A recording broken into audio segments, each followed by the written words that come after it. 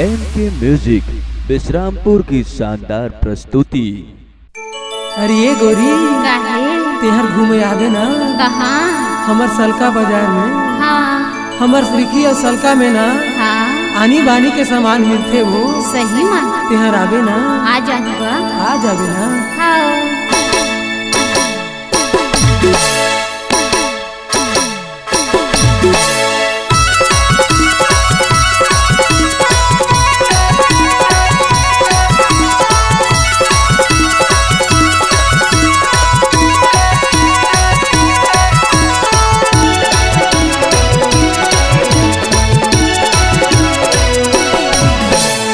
आवे गोरी वो घूमे सलका बाजार।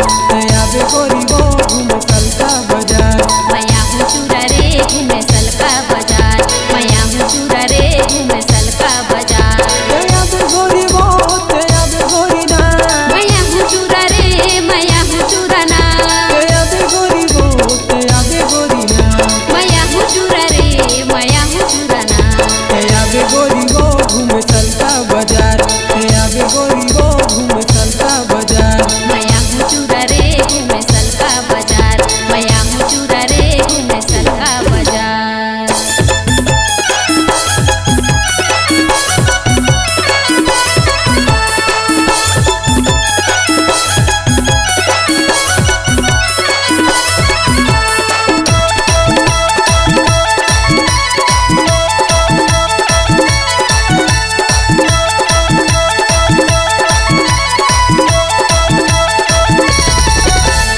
रंग रंग के साड़ी सलवार सूट ले हूँ। वो चीज पे कई बेटूरी वो चीज में ले हूँ।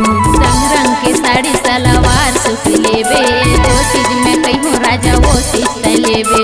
रंग रंग के साड़ी सलवार सूट ले हूँ। वो चीज पे कई बेटूरी वो चीज में ले हूँ। दया बे गोरी वो दया बे गोरी ना। मैया हूँ चूड़ा रे मैया हूँ चूड़ा ना। दया बे गोरी वो दया बे गोरी ना। मैया हूँ चूड़ा रे मैया हूँ चूड़ा ना। दया बे गोरी वो घूमे सलका बाजार। दया बे गोरी वो घूमे सलका बाजार। मैया हूँ चूड़ा रे घूमे सलका बाजार। मैया हूँ चूड़ा रे घूमे सलका बाजार।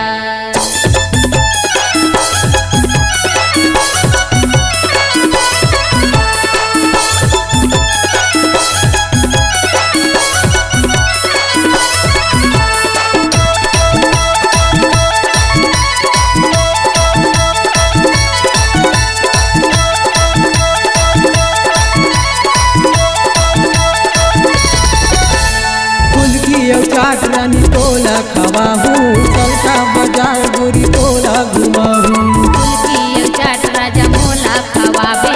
सलका बाजार मत मोला घुमाबे। फुलकी और चाट रानी तोला खवा हूँ। सलका बाजार गोरी तोला घुमा हूँ। दया बे गोरी वो दया बे गोरी ना।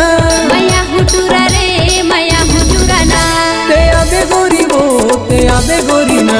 मैया हूँ चूड़ा रे मैया हूँ चूड़ा ना। दया बे गोरी वो घूमे सलका बाजार।